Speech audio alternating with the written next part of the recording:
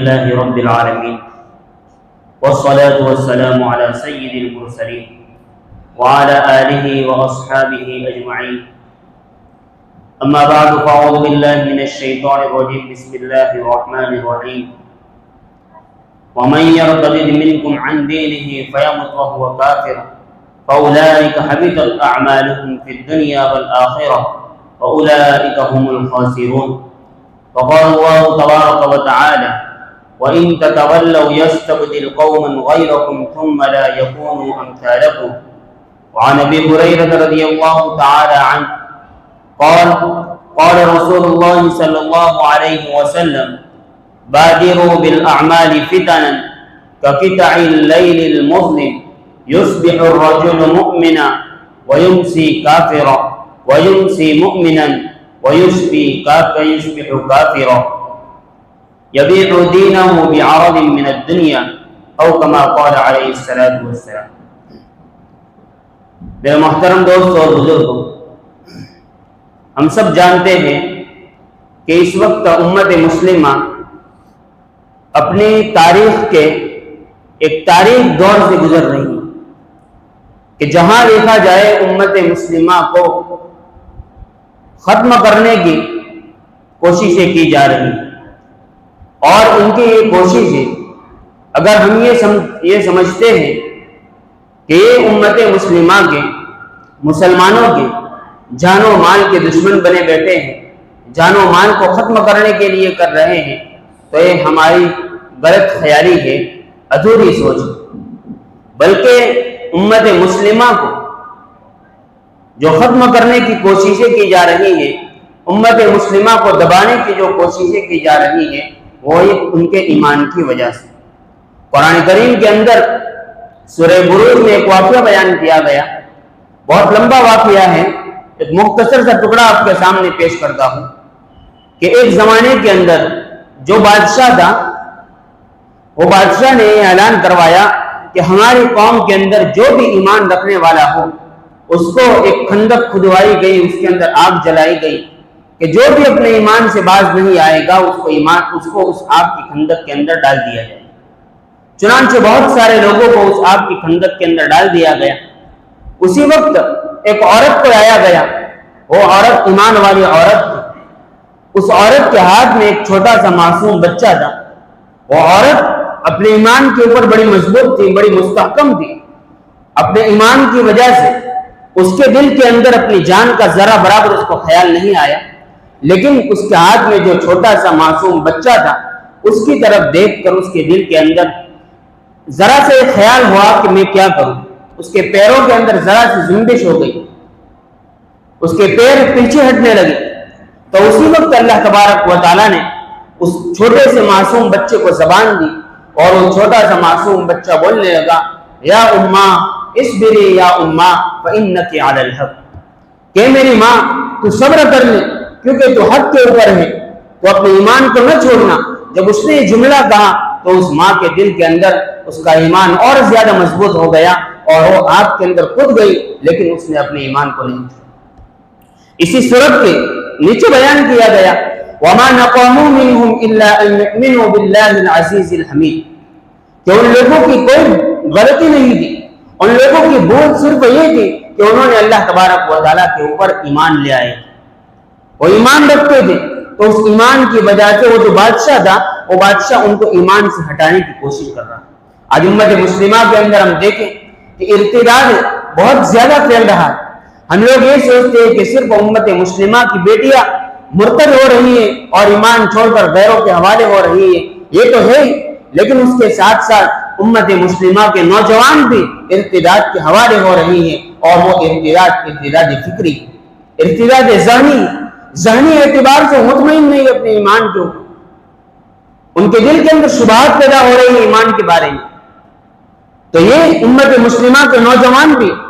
ارتداد فکری کے اندر، ارتداد ذہنی کے اندر مبتلا ہیں، اور اس سے کئی گنا زیادہ امت مسلمہ کی بیٹیاں ارتداد کے حوالے ہو رہی ہیں، اپنے ایمان کو چھوڑ کر غیروں کے ساتھ جا رہی ہیں۔ تو کیا ہم نے سوچا کہ یہ امت مسلمہ کی بیٹیاں آخر مسلمان ہونے سے دور بھاگ رہی ہیں، اپنے ایمان کو چھوڑ کر غیروں کے حوالے ہو رہی، تو آخر اس کی کیا وجہ ہے؟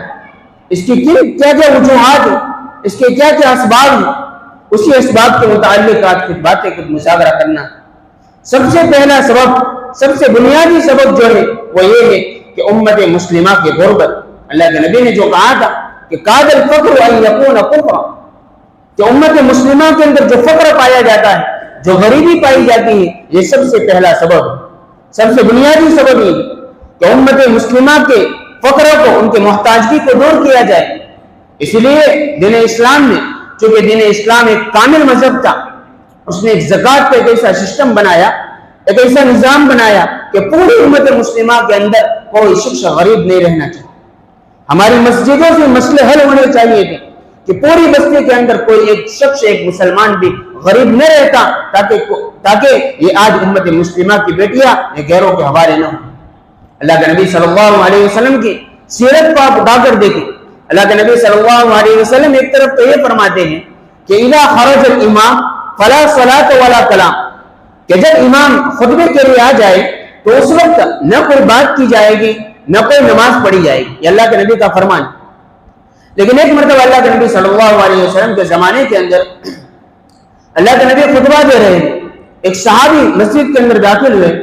دیکھا کہ ان کے کپڑے بہت پھٹے پرانے ہیں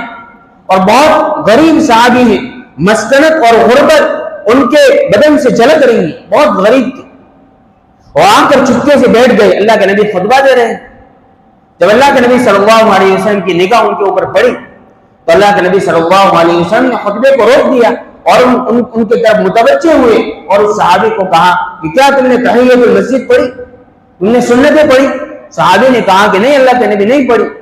اللہ کے نبی صلی اللہ علیہ وسلم نے ان کو کہا کہ کھڑے ہو جاؤ، سنت پڑھو۔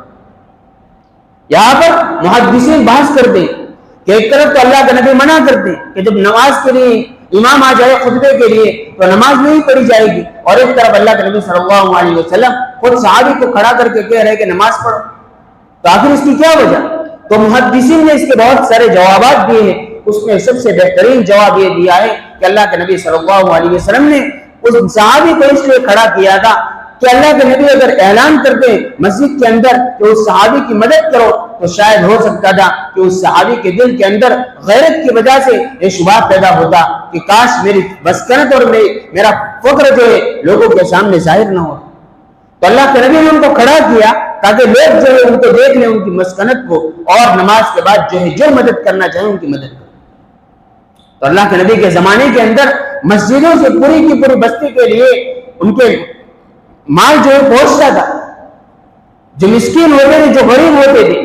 ان کے لیے مال مسجد سے پہنچتا تھا۔ تو ہم نے، اسلام نے، شریعت نے ہم کو یہ اصول دیا تھا تاکہ ایک اجتماعی طور پر ایک مسجد سے جو ہے پوری کی پوری بستی کے اندر مال پہنچے، جو بھی غریب ہو، جو بھی مسکین ہو، ان تک مال پہنچے۔ شریعت نے یہ اصول زکوٰۃ اس لیے دیا تھا۔ آج ہم لوگ اس کے اندر بہت زیادہ پیچھے ہیں۔ تو ہمیں ایک ایسا نظام بنانا چاہیے، ایک ایسی کمیٹی بنانی چاہیے کہ جو مال لے کر، مالداروں سے مال لے کر فقیروں تک پہنچائے، مسکینوں تک پہنچائے، تاکہ پوری شہر کے اندر، پوری بستی کے اندر کوئی ایک غریب باقی نہ رہے، اور جب کوئی غریب باقی نہ رہے گا تو پھر ایمان کو چھوڑ کر لوگ اس طرف متوجہ نہیں ہیں۔ یہ سب سے پہلا سبب ہے۔ ارتداد کا دوسرا سبب جو بنیادی سبب ہے وہ یہ ہے کہ امت مسلمہ کے اندر مخلوط نظام تعلیم داخل ہو گئے، یعنی ہم اپنی بیٹیوں کو، اپنے بچوں کو اسکول کے اندر بھیجتے ہیں تو ایسی اسکولوں کے اندر بھیجتے ہیں کہ جہاں پر بچے اور بچیاں ایک ساتھ تعلیم حاصل کرتے ہیں، ایک ساتھ تعلیم حاصل کرتے ہیں۔ آج ہمارے پاس کوئی ایسی اسکول نہیں کہ جہاں پر پردے کے ساتھ بچیوں کو الگ تعلیم دی جا سکے اور بچوں کو الگ تعلیم دی جا سکے۔ ہمارے پاس ایسے کوئی اسکول نہیں، تو یہ بھی سب سے بڑا سبب ہے۔ آج ہم یہ نہیں کہتے کہ اپنے بچوں کو جو ہے اسکول کے اندر نہ بھیجو، نہیں، ان کو ضرورت بھیجا جائے، لیکن ایسی تعلیم سے بچایا جائے کہ جس تعلیم کو پڑھ کر دل کے اندر صداقت نہ آئے، جس تعلیم کو پڑھ کر آنکھوں کے اندر حیا نہ آئے، جس تعلیم کو پڑھ کر لوگ جو ہے بچے ہمارے ارتداد کے حوالے ہو جائے، اپنے ایمان کو چھوڑ دے، ایسی تعلیم کو ہم کو ضرورت نہیں۔ کسی کہنے والے نے کہا تھا کہ اللہ سے کرے دور وہ تعلیم بھی فتنہ، اللہ سے کرے دور وہ تعلیم بھی فتنہ، املاک بھی، اولاد بھی، جاگیر بھی فتنہ۔ नाहक के लिए उठे तो शमशीर भी फितना, शमशीर ही क्या नारे तकदीर भी फितना। यानी ऐसी तालीम जो आज चल रही है, बच्चों और बच्चियों के एक साथ तालीम हासिल करना, ये बहुत बड़ा फितने का सबब है, बहुत बड़ा सबब है। अकबर इलाहाबादी ने कहा था कि यूं बच्चों के कत्ल से बदनाम न होता, काश के फिरौन को कालिश की न सूझी। यानी फिरौन जो बदनाम हुआ है बच्चों को कत्ल करके, बच्चों को खत्म करने के लिए उसने जो कत्ल किया था, अगर उसके जमाने के अंदर एक कॉलेज होते, आज के स्कूल होते, तो खुद ब खुद बच्चे जो है खत्म हो जाते। आज के स्कूलों के अंदर, आज की कॉलेजों के अंदर जो तालीम दी जाती है कि बच्चे उसको पढ़कर शुबहात उनके दिल के अंदर पैदा होते, तो इसी तालीम से पूरी हिफाजत की जाए। हमने अपने बच्चों को तालीम देने के लिए बिठाया है, तो पूरी उनकी निगरानी की जाए कि उनकी तालीम किस मकसद से हासिल होती है, किस तरीके से हासिल होती है। और उम्मत मुस्लिमा के पास ऐसे स्कूल, ऐसे कॉलेज होने चाहिए कि जहां पर हम अपने बच्चों को तालीम दे सकें। आज हम अपने पैसों के जरिए से, अपने खर्च के जरिए से बड़े बड़े करोड़ों के मदारिस चलाते, अच्छी मस्जिदें बनाते। आज हमारे दरमियान एक बहुत बड़ी मुसीबत है उम्मत मुस्लिमा के अंदर कि मदारिस को चलाना दीन समझते हैं, मस्जिदों को कायम करना दीन समझते हैं, ज़कात देना दीन समझते हैं, लेकिन एक अच्छी स्कूल करना ये दीन नहीं समझते हम। ये आज के जमाने का सबसे बड़ा दीन का काम, सबसे बड़ा दीन का काम है कि इस्लामिक ऐसे स्कूल कायम किए जाए कि जहां पर हमारी बच्चियां हिफाजत के साथ, पर्दे के साथ, दयानतदारी के साथ और ईमान के साथ सच्ची तालीम हासिल कर सकें। लिहाजा उसके लिए भी हमें आगे बढ़ने की जरूरत है। जो लोग ऐसे स्कूल चलाते हैं उनको साथ दे, आगे बढ़े और उम्मत मुस्लिमा जो है पूरी की पूरी अपना पैसा इसी जगह लगाए कि उम्मत मुस्लिमा की बच्चियां सही तालीम हासिल करें। ये भी एक दिन का काम, ये भी करना चाहिए। इसी तरीके से एक और सबब जो है उम्मत मुस्लिमा के बच्चों के मुर्तद होने का एक और सबब जो है वो ये है कि हमारे आज के निकाह, हम देखें हमारे निकाह कितने महंगे होते जा रहे हैं। और ये निकाह पहले से लेकर जब से बच्चे का रिश्ता देखने के लिए जाते हैं वहां से लेकर बिल्कुल आखिर तक इतने असबाब और इतने फिक्रे हमारे निकाह के अंदर दाखिल हो गए हैं कि अल्लाह की पनाह। जब बच्चे का रिश्ता देखने के लिए जाते हैं किसी लड़की के वहां, तो इतने शराइत लेके जाते हैं कि जिस बच्ची जो ऐसी भी होनी चाहिए, उसके अंदर ये भी सिफत होनी चाहिए, खूबसूरत भी होनी चाहिए, ये भी होनी चाहिए। इतने सिफात लेकर हम लोग जाते हैं कि जन्नत की हूर के अलावा दुनिया की कोई औरत उसके ऊपर खड़ी न हो। इतने सारे शराइत लेकर जाते, भले न फिर हमारा बच्चा काला कलोटा हो, इसकी कोई परवाह नहीं। अब फिर इसी तरीके से जब रिश्तों को टुकराते रहेंगे तो फिर उम्मत मुस्लिमा की बच्चियां गैरों के हवाले नहीं होगी तो कहा जाए, गैरों में रिश्ता करने पर मजबूर नहीं होगी तो कहा जाए। इसलिए इसका भी खास ख्याल रखें कि जब रिश्ता देखने के लिए जाए तो ज्यादा छानबीन करने की जरूरत नहीं। अल्लाह के नबी ने जो हमें बताया कि दीन को देखा जाए, अगर पहले दीन को देखा जाए, उसके अंदर दीन है तो उसको कबूल कर लिया जाए। इसी तरीके से निकाह के अंदर देखें, हम लोग बरसों से सुनते आ रहे हैं ये चीज कि निकाह जिस मुआशरे के अंदर महंगा होता है, जिना सस्ता होता है, सुनते आ रहे, समझ में नहीं आ रहा था। वो दौर भी आ गया कि हमने निकाहों को महंगा किया। आज जिना इतना सस्ता हो गया कि हमारी बहन और बेटियां गैरों से निकाह करने पर मजबूर। निकाहों को सादा बनाए, निकाहों को सस्ता करे। कितना महंगा हो गया हमारा निकाह। और निकाह के अंदर से एक और चीज दाखिल हो गई, जहेज जैसी गलीज और नापाक चीज। जहेज ये बहुत खतरनाक चीज। आज रिश्ता भी ऐसी जगह किया जाता है बच्चों का कि जहां से जहेज ज्यादा आने की उम्मीद हो। क्या हमने अपने औलाद को इसीलिए पैदा किया कि जहेज की भीख मांगे लोगों से? नहीं, हमने से हर एक जो फिक्र लेकर जाए, ये पैगाम लेकर जाए कि हम अपने लड़कों का निकाह वहां करेंगे जहां पर बिल्कुल जहेज की कोई उम्मीद ना हो। अगर देने वाले दे तो मना कर दो कि हमें कोई नहीं चाहिए जहेज। जब निकाह को आसान बनाएंगे, आज निकाह को महंगा बनाया, जब महंगा हो गया निकाह और मुसलमान अपने लड़कियों का निकाह वहां नहीं कर सकता, तो फिर ऐसी जगह निकाह कर रहा है कि जहां पर लड़की देते हैं और वहां से उनको माल दिया। ये सोचे समझे मंसूबे के तहत ये चीजें हो रही है, एक प्लानिंग हो रही है। کہ مسلمان لڑکیوں کو جو اس طریقے سے ایمان سے ہٹا کر نکاح کرو ان سے، آپ کو یہ چیزیں دی جائیں گی۔ اب جب یہاں پر ایک بیٹی کا نکاح کرنے کے لیے اتنی سارے باپ کو خرچ کرنا پڑے اور وہاں پر مفت میں نکاح ہو جاتا ہو تو کون باپ نہیں کرے؟ اس لیے اس سے بھی بچائے۔ میر تقی میر ایک بہت بڑا شاعر گزرا ہے، اس نے اپنے بیٹے کا نکاح کیا، نکاح کے اندر جہیز دینا تھا، اب اس کے بعد کچھ زیادہ ملکیت نہیں تھی، سب کچھ اپنا ملکیت بیچ کر، اپنا گھر بار جو تھا سب کچھ بیچ کر اس نے اپنے بیٹے کو جہیز دی۔ جہیز کے بعد جب وہ گئی یہ بیٹی رخصت ہونے کے بعد وہاں پر بیٹے کو جا کر پتا چلا کہ میرے باپ نے اپنی سب کچھ پراپرٹی بیچ کر جو ہے مجھے جہیز دیا ہے، اور اب باپ کے بعد رہنے کے لیے مکان بھی نہیں۔ اب بیٹی چونکہ بیٹی ہوتی ہے، نرم دل کی ہوتی ہے، اس کا دل کا دورہ پڑا اور وہ انتقال کر گئی۔ میر تقی میر نے اپنے بیٹے کو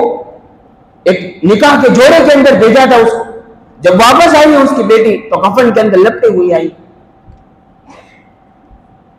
جب کفن کے اندر لپٹی ہوئی اس کی بیٹی آئی، اس نے باہر جا کر اس کا چہرہ دیکھا، اور چہرہ دیکھ کر اس نے ایک شعر کہا تھا، ایسا غضبناک شعر کہا اس نے کہ اب آیا ہے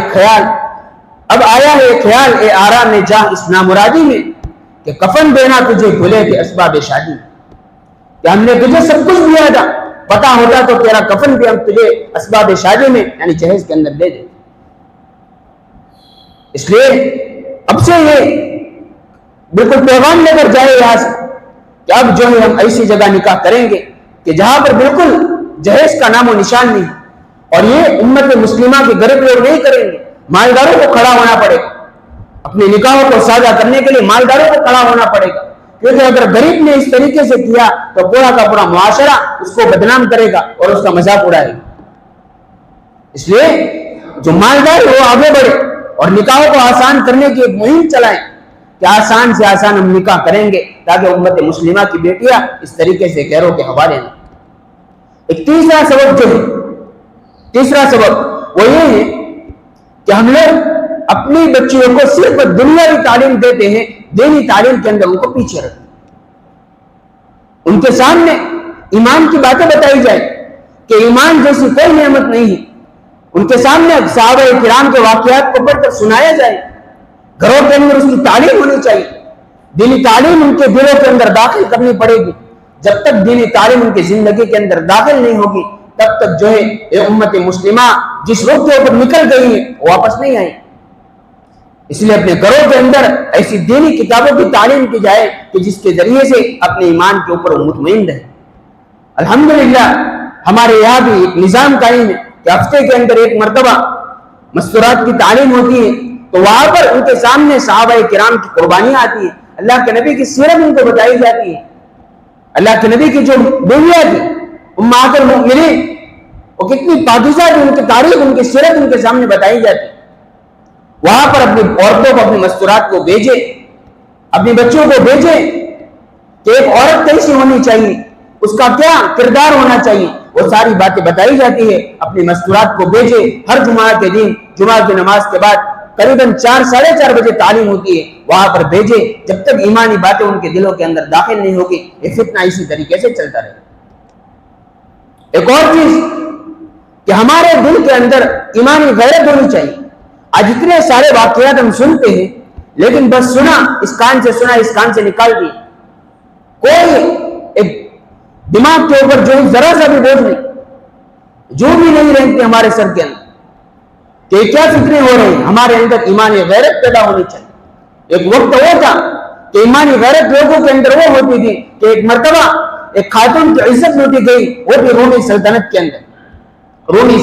اندر، تو جب اس کی عزت کو لوٹا گیا تو اس وقت اس نے مسلمان کے ایک بادشاہ کو پکارا کہ وہ معتصم باللہ ایک بادشاہ تھا، جب اس کو پکارا بادشاہ کے دربار کے اندر یہ واقعہ پیش کیا گیا کہ رومی سلطنت کے اندر ایک عورت کو عزت لوٹی گئی اور اس کو قید کر دیا گیا اور اس نے آپ کو پکارا تھا۔ جب معتصم باللہ کے سامنے واقعہ آیا، وہ اپنے تخت سے بالکل تیش کے اندر کھڑا ہو گیا، اور کھڑا ہونے کے بعد اس نے رومی سلطنت کو خط لکھا اور کہا کہ ہماری بیٹی کو چھوڑ دو ورنہ ہم آپ کی حکومت پر حملہ کریں گے۔ اس نے کوئی سرزری لے لیا، اس کو نہیں چھوڑا۔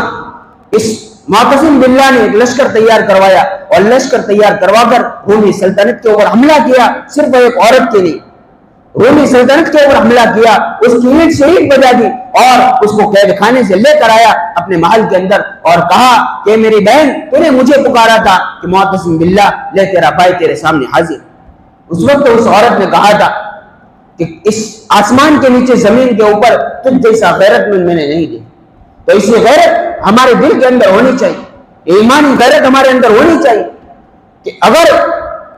ہمارے شہر کے اندر یا کسی بھی جگہ پر ایسا کوئی واقعہ پیش آ جاتا ہے تو ہمیں اس کے لیے کیا اسباب اختیار کرنے چاہیے۔ بازار میں نکل کر زمین کی سطح پر ہمیں محنت کرنی پڑے گی، صرف بیان کرنے سے کچھ نہیں ہوگا، قصے کہانی بیان کرنے سے کچھ نہیں ہوگا، محنت کرنی پڑے گی زمینی سطح کے اوپر چل کر۔ ایک مرتبہ ایک قافلہ نکلا تھا حج کے لیے جب وہ قافلہ نکلا تو اس قافلے کے اوپر ایک عیسائی حکمران نے حملہ کر دیا اور ان کو شہید کر دیا کچھ لوگوں کو، اور اس نے ایک جملہ کہا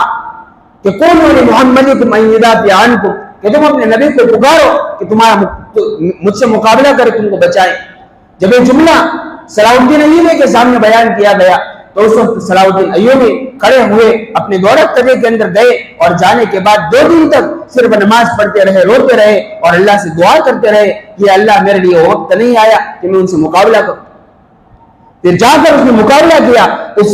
عیسائی حکمراں کو پکڑ کر لائے اور پکڑ کر لانے کے بعد کہا کہ تو نے کہا تھا کہ محمد آئے اور میرا مقابلہ کرے، کہ محمد نہیں، ان کا ایک ادنا امتی، ایک ادنا غلام ہے، اب یہ مقابلہ کرنے کے لیے تیار ہو، اور یہ کہہ کر اس کی گردن کاٹ۔ تو اپنے اندر ایسی غیرت ایمان پیدا کرنی پڑی۔ جب تک یہ غیرت ہمارے دل کے اندر پیدا نہیں ہوگی اسی طریقے سے ہم جاتے رہیں۔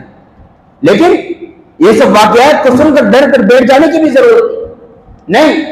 یہ حالات زیادہ دیر نہیں رہیں گے۔ اگر ہم آگے بڑھ کر اگر ہم اس طریقے سے محنت کرتے رہے تو یہ حالات بہت جلد ختم ہو جائیں گے۔ سلطنت عثمانیہ جو قریباً 1517 سے لے کر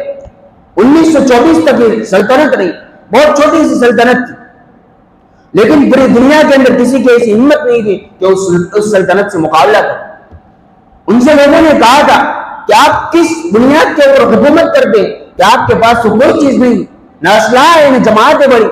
تو انہوں نے ایک بہت غیرت مند جواب دیا تھا کہ اگر ہماری قوت ہمارے لیے کافی نہیں ہوئی تو ہمارا ایمان ہم کو کافی ہو جائے۔ تو اسی سلطنت عثمانیہ کے جو آخری سلطان تھے سلطان عبدالحمید ثانی، جب آخر کے اندر کچھ حالات ان کے اوپر آئے اور پوری کی پوری طرف سے ان کو گھیر لیا گیا، پوری دنیا کے لوگ جو ان کے خلاف ہو گئے، تو اس وقت دشمنوں کا ایک نمائندہ ان کے پاس آیا اور آ کر کہنے لگا کہ سلطان یاد رکھو کہ پوری طرف سے چاروں طرف سے آپ کے اوپر حالات ہے، آپ ایسے ہی حالات کے اندر گر چکے ہیں جیسے کہ ایک زبان 32 دانتوں کے درمیان ہوتی ہے، آپ کی حالت وہ ہے، آپ ہماری بات کو مان لو اور اپنی ضد کو چھوڑ۔ اس وقت سلطان عبدالحمید ثانی جو تھے بہت ایمانی انہوں نے جواب دیا کہ دشمن سن لے کہ مجھے معلوم ہے کہ چاروں طرف سے میرے اوپر حالات ہے، میں مر جانا تو پسند کروں گا لیکن میں کفر کے سامنے جھکنا پسند نہیں کروں گا۔ اور جہاں تک بات ہے آپ کی کہ میری حالت وہ ہے کہ چاروں طرف جو ہے 32 دانت کے درمیان ایک زبان کی ہوتی ہے، تو سن لے کہ قدرت کا یہ قانون ہے کہ 32 دانت گر جاتے ہیں اور زبان اپنی جگہ برقرار ہے۔ تو امت مسلمہ کو کوئی زیر نہیں کر سکتا، لیکن شرط یہ ہے کہ ہم اپنے اندر ایمانی غیرت پیدا کریں اور یہ جو اسباب بتائے گئے نکاح کو آسان کرے، جہیز کے فتنے کو ختم کرے، امت مسلمہ سے غربت کو ختم کرے، اس کے لیے اسباب پیدا کیے جائے، اس کے لیے محنتیں کی جائے، اور یہ جو مخلوق نظام تعلیم ہے اس کو ختم کر کے اپنی اسکولیں بنائی جائے۔ امت مسلمہ کی الگ سے اسکولیں ہونی چاہیے اور اس کے لیے اپنا تن من دھن سب کچھ اس کے لیے قربان کرے۔ اس طریقے سے کریں گے جب جا کر امت مسلمہ جس غلط روپ کے اوپر چلی ہے وہ واپس آئے گی۔ اللہ تبارک و تعالی ہم سب کو عمل کرنے کی توفیق عطا فرمائے۔ وآخر دعوانا ان الحمد للہ رب العالمین۔